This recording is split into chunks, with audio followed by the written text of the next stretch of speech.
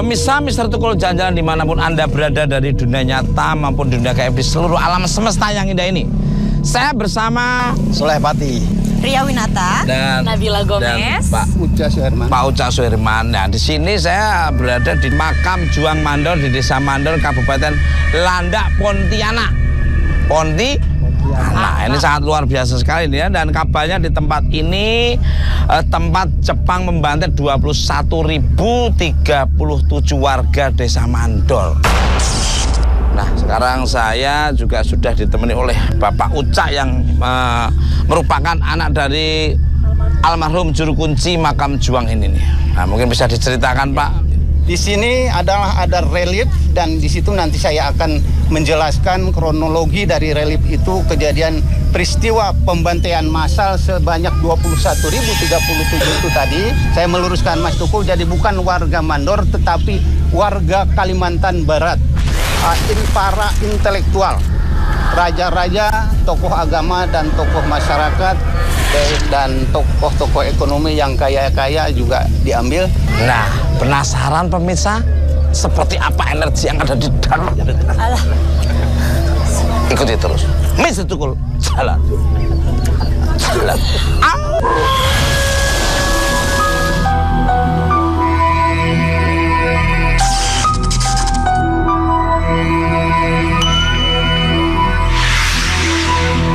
Nah, mungkin bisa dijelaskan Pak Uca, mungkin dari kiri dulu.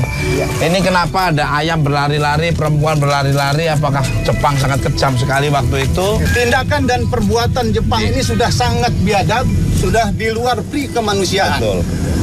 Harta yang bernilai ekonomi tinggi dirampas, diambil, wanita muda cantik diambil, diperkosa seperti digambarkan di sini, dan sebagainya. Dalam kejadian yang seperti ini, akhirnya ada tokoh intelektual. Yang di mana? Sini.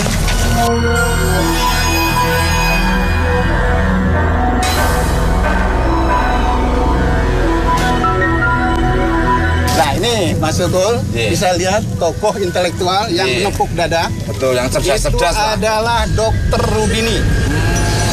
Beliau mengumpulkan tokoh-tokoh raja-raja dan panglima dari suku Daya yang ada ininya, panglima dari kerajaan itu yang bawa keris dan sebagainya, dikumpulkan di satu tempat rahasia di Pontianak untuk membahas bagaimana kita tindakan untuk menghadapi Jepang yang sudah tindakan dan perbuatannya itu sangat-sangat di luar pri kemanusiaan. Cuman sangat disayangkan di dalam anggota rapat ini ada pengkhianat. Jadi akhirnya ini rahasia, ya, rahasia daripada kesimpulan rapat tersebut dibocorkan ke Jepang.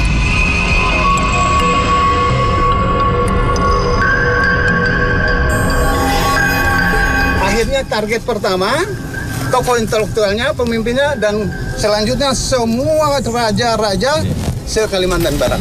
Ada tulisan, perlu dicatat Mas Tukul.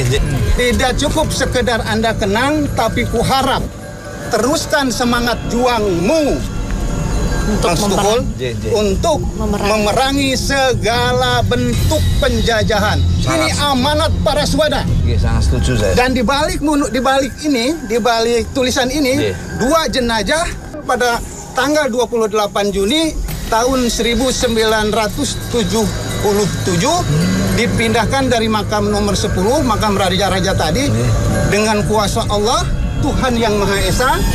Yang dua orang itu masih utuh, satu laki, satu perempuan, sebagaimana pakaiannya dan sebagainya pun ikat matanya masih. Ya. Esok paginya peresmian tanggal 28 Juni monumen ini baru dimakamkan kembali di sini dengan upacara negara.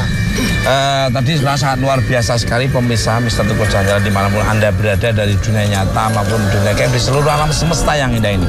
Jadi penjelasannya Bapak Uca ini sangat detail sekali, akurat, dan memang objektif apa adanya. Ini sejarah yang harus menjadi memacu kebersamaan bangsa Indonesia tercinta dari Sabang sampai Merauke untuk bersama-sama membangun bangsa ini dan tidak akan terjadi hal ini masa akan datang. Nah pemirsa, di manakah lokasi yang diceritakan oleh Pak Uca ini yang ada 21.037 para pejuang? Begitu terus. Bisa tukul jalan-jalan.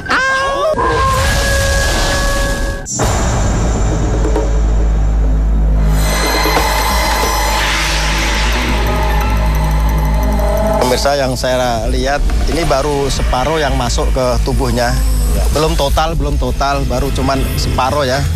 Dari badannya, dari kaki, arahnya dari kaki, tadi masuknya dari kaki.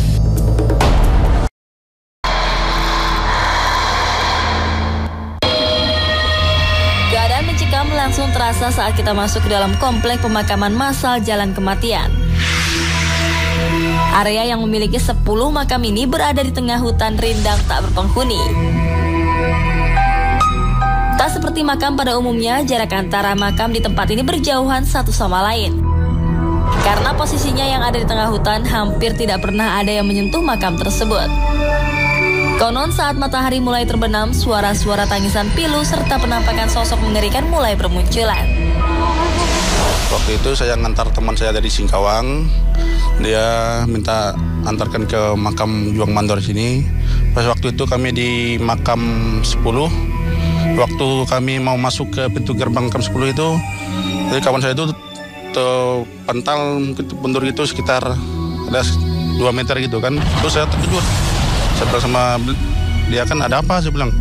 Terus dia bilang ada sosok arwah atau roh gitu yang besar tinggi mau masuk ke dalam tubuh saya, dia bilang. Oh, dia bilang, daripada nanti kita dapat masalah, dia bilang, Gus, kamu jangan masuk. Nanti siapa nanti yang mengamankan kita? Takut nanti kamu kerasukan, saya bilang sama dia. Dahulu tempat ini sempat digunakan sebagai bumi perkemahan. Namun aktivitas tersebut tidak bertahan lama. Entah karena apa, setiap aktivitas yang dilakukan di tempat ini pasti berujung pada teror kerasukan. Waktu tahun berapa kita tidak tahu, waktu itu memang pernah kejadian kan, nyerupai babi orang itu. Nah, kejadian itu waktu itu mereka kan istilahnya tadi itu kemah camping gitu istilahnya kan. Tapi pada waktu itu kita pun tidak tahu apa masalahnya kan. Tapi mereka tiba-tiba begitu. Nah, dia mengatakan itu katanya roh dari sini itu mengganggu mereka. Setelah kejadian itu sampai saat sekarang tidak boleh lagi. Nah, tidak boleh untuk camping, untuk kemah itu tadi.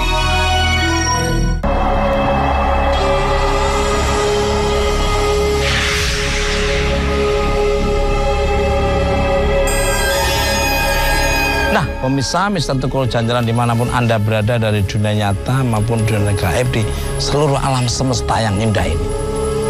Kita sudah masuk ke makam 5 yang sangat luar biasa sekali, hening, keep silent dan auranya sangat luar biasa kuatnya. Kang Sulepati. Iya, Mas. Coba Kang Sulepati terawang nih, situasi di sini ini sangat luar biasa. Loh, Kang Soleh. Iya, Mas. Ketika saya turun mobil tadi seperti ada bau wangi-wangian ya, aroma yang wangi banget menyerap, Mas. Oh, dari napinya? Cewek, Mas. Cewek. Karena tempatnya seperti itu. Ya. Kalau dari si manisnya? Banyak badan yang udah nggak utuh gitu, Mas. Dan saya lihat sosok laki dari tadi ngintip di sebelah saya. Ini merinding begitu, ngomong gitu merinding. Ada, Mas, sebelah kiri. Kalau Pak Uca gimana nih? Pernah warga atau Pak Uca sendiri atau siapa saja pernah mengalami kejadian apa di sini? Kalau untuk saya sendiri mendampingi orang tua saya, betul ya, selama 35 tahun ini kurang lebih. Ya. Jadi tidak pernah ada yang diganggu, tapi kalau penglihatan, pendengaran ya itu mungkin sebagaimana kejadian yang ditemukan oleh masing-masing orang seperti ini.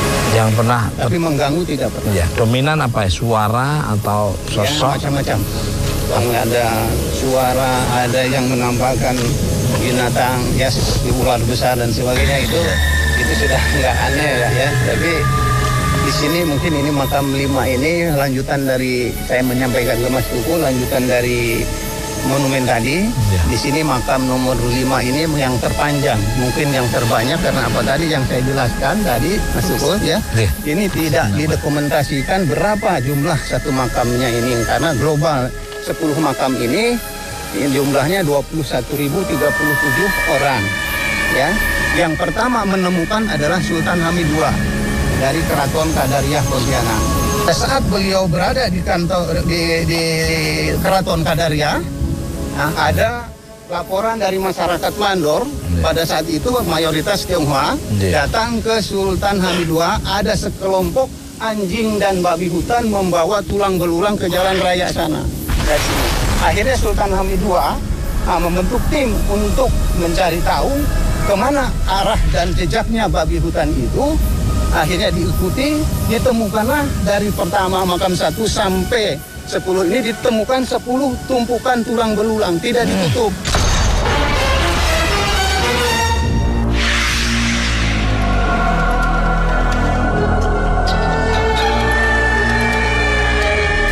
Tidak ditutup. Ya. Nah, akhirnya Sultan Hamid II melihat tulang belulang yang begini bertumpukan gitu kayak susunan kayu api, ya, seperti pembantaian di Kamboja, Khmer Merah gitu loh. Akhirnya Sultan Hamid II mencari dana untuk membangun ini. Ini bangunan ini 90% peninggalan Sultan Hamid II.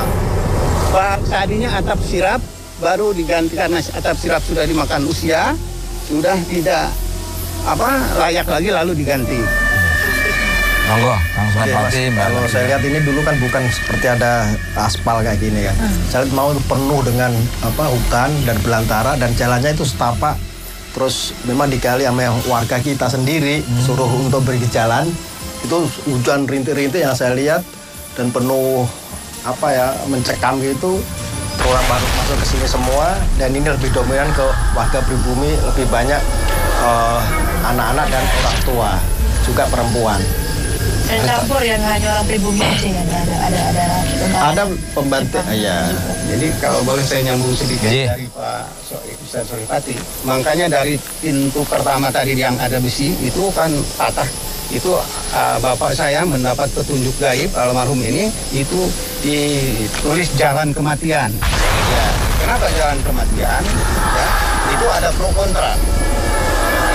Maksud dan tujuan jalan kematian ini kan yang membuat jalan, betul kata Pak Ustadz Sulepati itu tadi ini jalan setapak. Orang yang mau dibunuh itu disuruh bikin jalan dulu. Nah, jadi orang yang bikin jalan itu yang dimatikan semua. Makanya untuk mengingatkan ditulislah jalan kematian sesuai dengan petunjuk.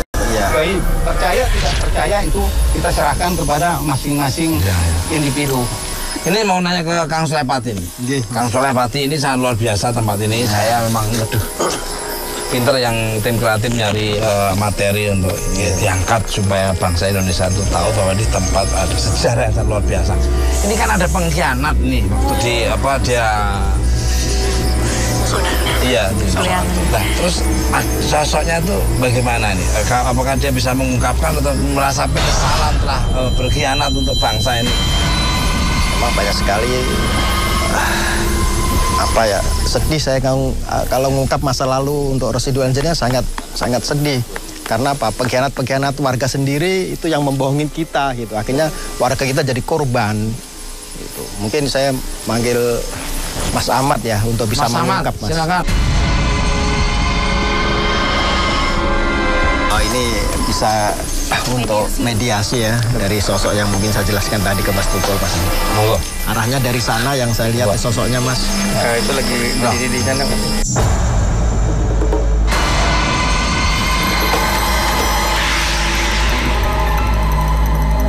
Pemirsa, yang saya lihat ini baru separuh yang masuk ke tubuhnya.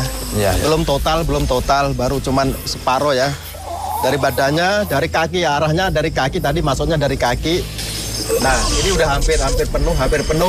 Yang saya rasakan nih ada gelombang energi sangat kuat. Nah, alhamdulillah ini udah masuk. Berapa? 47 umur ya. Oh, 47. Kenapa ada sebuah siapa di sini? Ada siapa? Ya, pemirsa bisa tukul jalan-jalan dimanapun Anda berada. Dengan menarik energi, terus energi yang masuk, tiba-tiba Nabila jalan dengan sendiri. Berapa arahnya kemana? Nabila? Nabila? Nabila? Mas. Kang Solepati, tolong Nabila tuh, kenapa? Tinggallah dengan tenang di sana, nak. Seperti ada temu kangen yang memang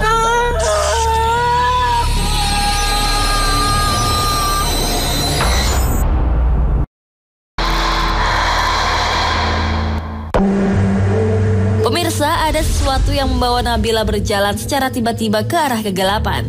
Energi apa yang membawanya? Kenapa? Oh, pemirsa, sepertinya ada yang menarik Mbak Nabila sampai ke lokasi di sini. Ini lokasi mana saya belum tahu. Saya coba akan lebih dekat lagi. Oh, ini sepertinya antara sadar nggak sadar Mbak Nabila ini seperti terseret arus negatif ya sampai ke sini. Ada yang nyuruh saya buat ke sana. Bang Soleh. Sosoknya seperti apa? Mungkin bisa diceritakan. Ini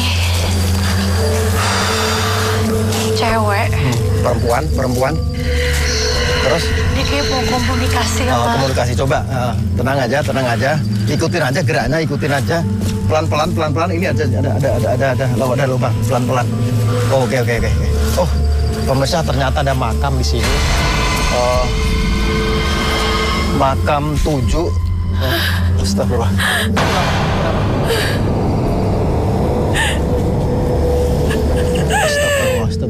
Astagfirullah. Ya Allah, astagfirullah. Agak tenang ya. Coba komunikasi. Kenapa? Kenapa? Boleh cerita, ditahan dulu aja. Ditahan dulu, coba ditahan. Boleh cerita gimana? Seperti apa ini? Mungkin cewek Kang Soleh. Perempuan. Bener-bener kasihan banget. Kasihan banget dia. Dengan kondisinya udah ternodai. Dia kayak telanjang gitu. Setengah telanjang gitu. Terus? Dia kayak habis. Sekitar umur berapa dia? Bisa komunikasi lebih dalam lagi. Ya sekitar umur 20 sampai 30-an lah. Masih 20 sampai 30-an, masih muda banget. Sosoknya? Jadi yang kalau aku lihat di sini tuh dia cantik banget. Cantik banget sebenarnya. Cuman sebenarnya dia tuh mau nikah. Mau? Tapi ada orang yang ingin dia sampai akhirnya jadi seperti itu. Terus tebesnya ada energi yang agak masuk ke situ. Ya, ini masih. Ini sosoknya yang saya lihat memang pemirsa ini agak mendekat dan lebih ke kanan dari saya berdiri. Kurang lebih sekitar 3 meter ya dari sini.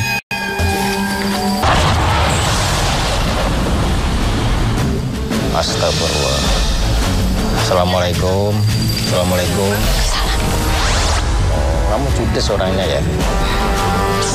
Pemirsa, Nabila dirasuki sosok wanita korban kejaman Jepang yang sejak tadi ingin melakukan komunikasi. Misteri apakah yang akan diungkapkan sosok tersebut?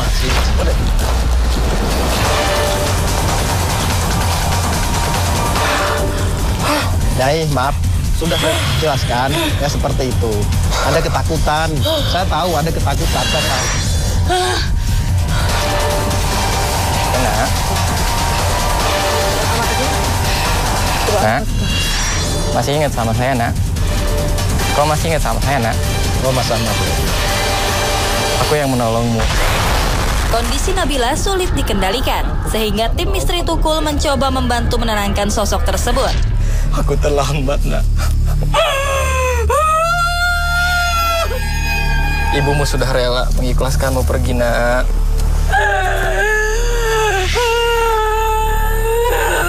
Tinggallah dengan tenang di sana, Nak.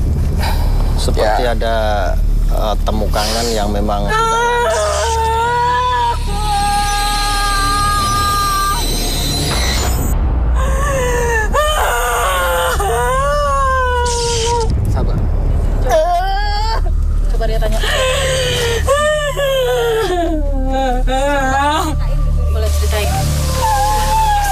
nggak apa-apa.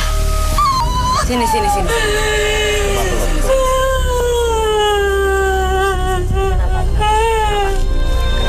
Sabar ya. Cerita aja, mungkin lebih lega.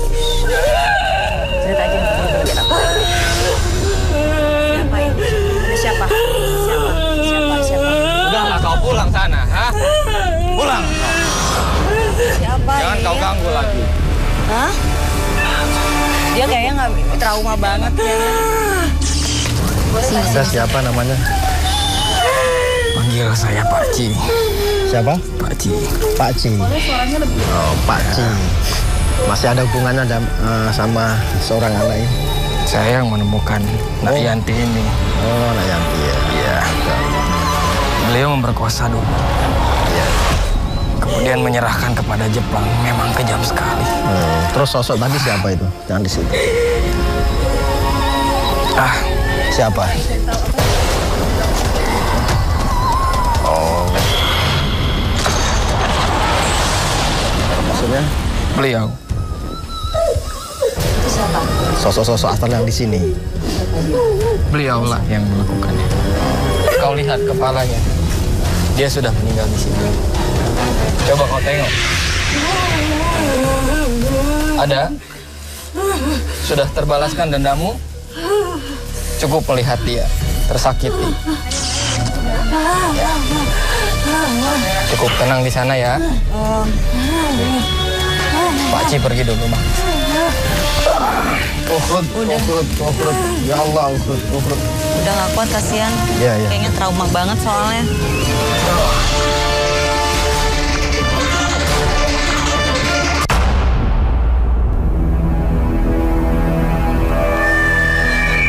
Jadi gini, dia masih virgin gitu, terus pertama dilecehkan sama sosok pribumi gitu, dan sampai akhirnya entah ada perjanjian apa dulu sama Jepang ya, jadi kayak tuker gitu loh, jadi untuk menyelamatkan nyawa diri sendiri gitu loh, jadi si cewek ini diserahin ke Jepang gitu loh, jadinya akhirnya dari situ digilir ya. Bergiliran gitu, jadi bukan hanya 1, 2, 3 sampai 10 gitu, dan itu pun ada penganiayaan yang digilir. Dan sebenarnya sosok yang masuk di Nabila ini ada sosok lain gitu yang mau cerita juga dengan penderitaan yang sama, cuman sempat ini ada sosok wanita kayaknya ada kakinya pernah dipatahin nih, agak jalannya agak ini gini-gini ya. Aduh banyak banget iya. Umur berapanya anak? Saat itu umur berapa meninggal? Pas lagi ada pembunuhan itu umur berapa? 2 tahun, 3 tahun, 4 tahun, 5 tahun.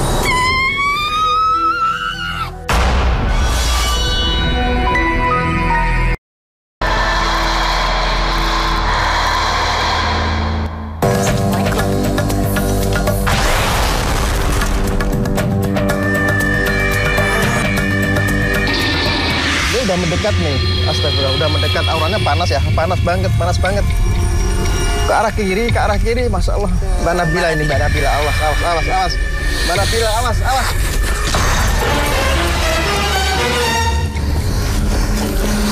Pemirsa yang saya lihat energinya masuk.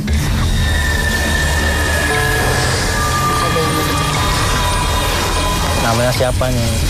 Nyai? Namanya Nyai Siti.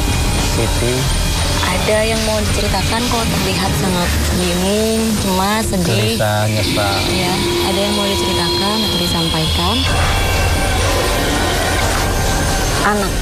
Anaknya kenapa?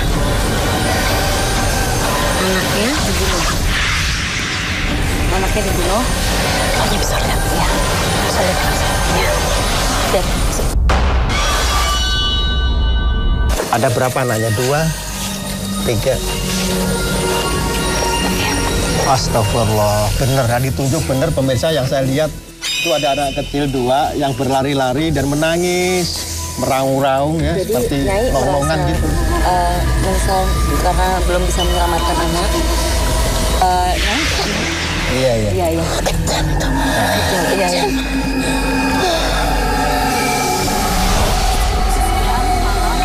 Kejadiannya waktu itu saat pembunuhan siang malam. Ya, nanti Dia nyesel, kalau ditanyain sampai dalam dia inget semua, jadi marah dan nangis. Namanya laki-laki perempuan yang saya lihat di situ. Anaknya mau dekat, anaknya itu hancur semua, jadi udah kondisinya Masya Allah sangat mengerikan.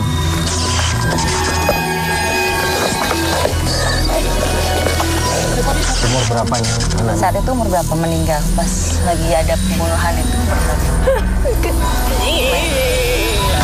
Berapa umurnya bisa lebih spesifik? 2 tahun, 3 tahun, 4 tahun, 5 tahun.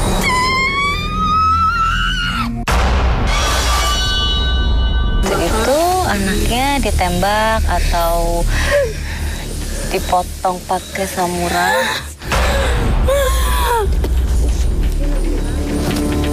Saat itu Nyai di mana? Saat itu Nyai langsung melihat ya, tapi nggak bisa bantu ya, dipegangin ya. Dia nggak bisa, dia mau nyelamatin nggak bisa karena kan tentara semua pegangin dia. Jadi dia melihat langsung dari kedua mata itu. Jadi nanti kita mungkin dia udah nggak kuat benerin. Nanti kita doakan ya. Nah itu kita doakan.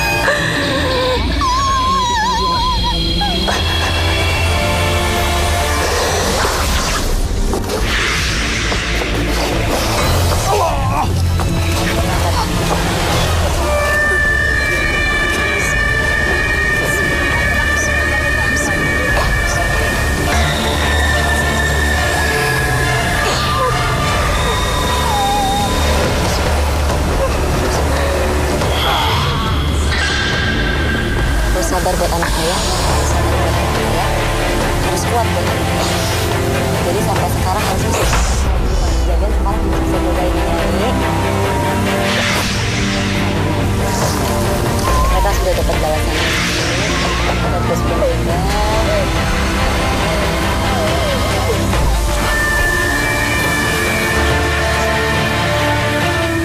Allah Akbar, astagfirullah ya Allah.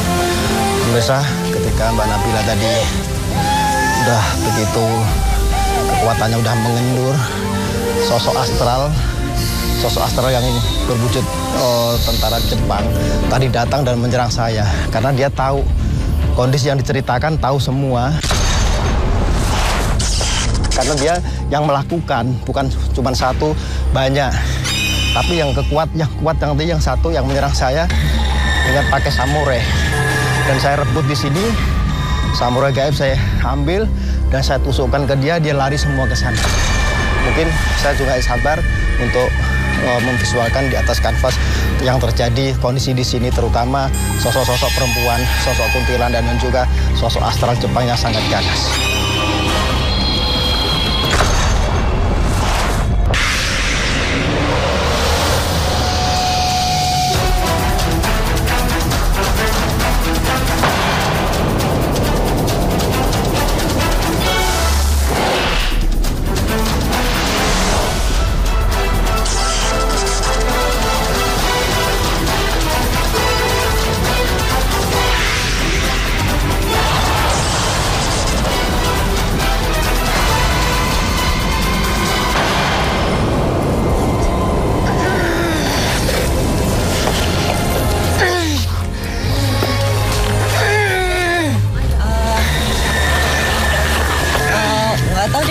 Lihat sosok yang digambar sama Kang Soleh.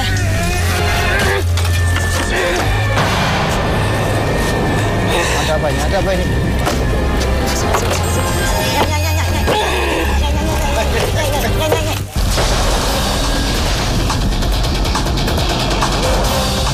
Nabila tiba-tiba mengeram dan merusak lukisan Soleh Pati. Ada apa sebenarnya? Masih merasa dendam dengan kejadian-kejadian itu.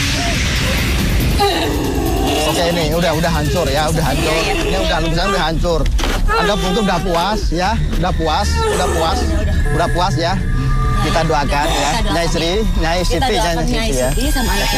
Ya. Anak-anaknya kita doakan ya. Udah ya. sama anak kakaknya ini kita dapat anak. Oh, dia mengucapkan terima kasih. Iya. Oh iya, dan doakan ya. Terima kasih. Iya. Sama-sama Nyai Sri ya. Nyai Suki. Iya. Iya, iya, iya. Iya, Anda mau pergi? Iya. Iya, selamat jalan. Baik-baik saja, mudah-mudahan diterima oleh Allah SWT, Tuhan Yang Maha Kuasa. Ya.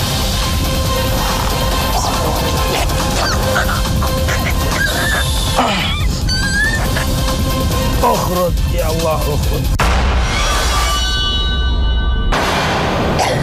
Apa tadi seperti itu? Coba cerita tiba-tiba sosok Nyai tadi, Nyai Siti, pengen ngedeket dan ngomong hancurin itu. Yang dirasakan apa kok harus dihancurin? Karena aku nggak pengen gitu Salim Soleh menggambar ini semua dan sampai sosok Jepang itu karena aku nggak mau. Gitu. Memang di sana udah terlihat gitu. Jadi sosok yang saya gambar udah terlihat. Kang Soleh mau gambar aku itu udah si Nyai ini udah tahu. Gitu. Jadi tadi pas waktu itu dia kan sempat melihat kan. Habis itu kan tadi udah masuk ke Nabila, terus dia bilang lagi ke Nabila, dia lagi gambar masa lalu gitu, dan dia nggak masih nggak rela kan. Terus pas Kang Soleh gambar Jepang, dia udah kayak kesel banget. Langsung spontan gitu. Dan makanya pas mendekati saya dan menghancurkan tadi. Dan aku juga nggak tahu ternyata pas banget ya tadi ya. Iya nih sosoknya ini. Sosok Jepang.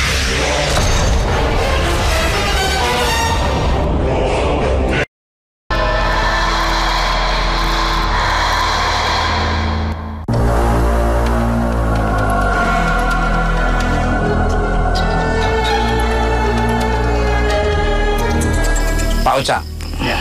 Kita udah berada di mana? Di makam, tepatnya makam nomor 10. Ya, terus ya. Makam nomor 10.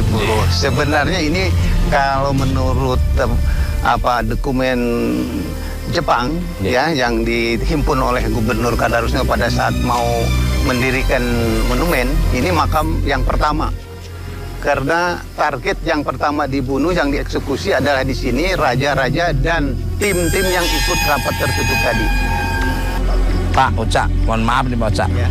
Jadi kenapa kok tahu sampai di sini makan ke-10? Padahal kan yang waktu ditemukan tuh hanya tulang belulang saja nih. Iya, itu yang tadi saya sampaikan dengan Mas Tukul, yang di balik monumen itu yang satu laki satu perempuan itu kan masih utuh dari sini dia ambilnya, dipindahkan dari sini ke sana, dan mereka masih pakai pakaian kebesaran terakhir. Luar biasa. Nah, pemirsa penasaran seperti apa energi yang ada di dalam?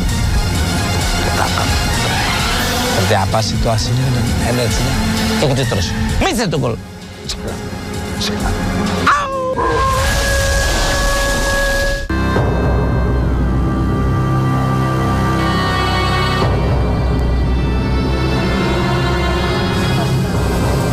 Nah, pemirsa Mr. Tukul jalan-jalan dimanapun Anda berada, kita sudah masuk ke dalam dan telinga saya sudah terasa kayak berat.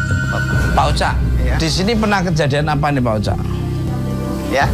Pernah ada kejadian apa nih Pak Uca?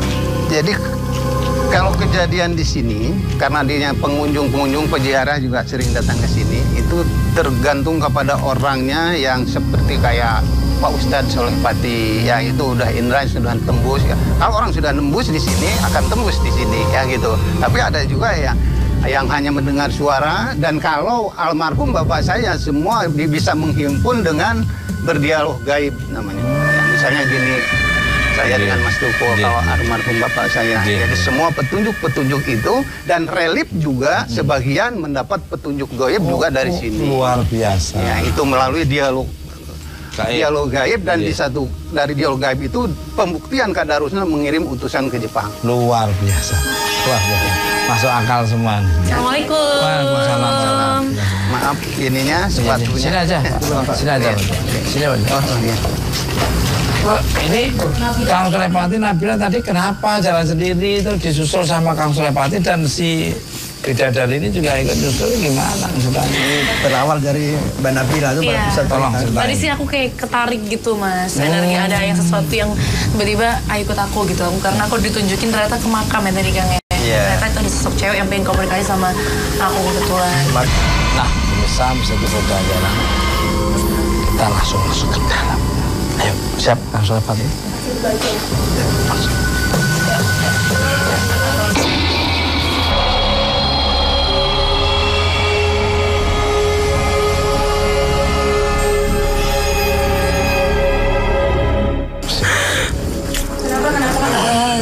Kenapa Mbak Nabila kok? Mungkin terenyuh ya melihat flashback yang lalu yang telah terjadi di sini, jadi merasakan kesedihan. Betapa mereka ingin membela untuk memperjuangkan lah ya menyelamatkan rakyat dan mereka merasa gagal sebenarnya. Jadi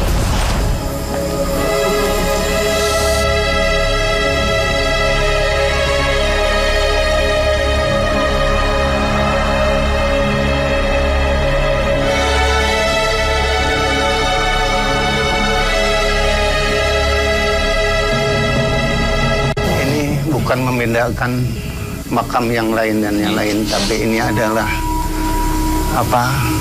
satu melestarikan sejarah dan kebesaran para raja, para sultan dengan warna kuning walaupun sudah bintik-bintik begini. Inilah dimanapun nama kebesaran itu dilestarikan untuk budaya bangsa kita. Menjadi republik ini adalah warisan daripada raja-raja se-Nusantara. Bung Karno memproklamasikan kemerdekaan dan mendirikan republik itu atas restu raja-raja se-Kalimantan Barat. Dan ini di sini adalah sahabat-sahabat Bung Karno ya, yang pemikir-pemikir bangsa dan negara untuk melepaskan dari belenggu penjajah. Winatan. Semua yang ada di masa lalu, yang kejadian di masa lalu itu pembelajaran bagi yang sekarang gitu. Seperti yang sekarang ini pasti pembelajaran bagi kita generasi baru seperti yang Nabila bilang. Jadinya jangan sampai ada pengkhianatan, dan kalau dirangkum ya semua apapun yang terjadi di masa lalu kita dari dulu sampai kemarin itu merupakan pembelajaran untuk sekarang dan nanti, untuk kebaikan dan kedepannya. Itu aja Mas. Luar biasa sekali. Jadi intinya kejujuran, bersihkan hati, bersihkan pikiran. Trikaya parisude, berpikir positif, berbicara positif dan bertindak positif. Itu akan menjadikan kita jadi datang positif yang lain dan akan terpentalah negatif-negatif. Dan saya ucapkan terima kasih untuk Pak Uca. Salam hormat untuk keluarga dan mohon maaf kalau ada tutur bahasa perilaku dari tim dari kurang berkenan. Mohon maaf. Ya, saya juga begitu. Apa kata-kata yang disampaikan saya kalau ada tidak berkenan di hati, mohon maaf. Dan mudah-mudahan bermanfaat bagi pemirsa di seluruh alam semesta yang indah ini. Nah, pemirsa Mr. Tukul Jalan-Jalan dimanapun Anda berada, ambil sisi positif dari tontonan Mr. Tukul Jalan-Jalan, yang negatif yang diambil. Kekuatan yang tidak bisa tertandingi adalah kekuatan dari Allah Subhanahu wa Ta'ala. Tunggu kehadiran Mr. Tukul Jalan-Jalan di tempat yang berbeda, yang ada wisatanya, budayanya, dan mitos serta misteri-misterinya. Ikuti terus Mr. Tukul Jalan-Jalan.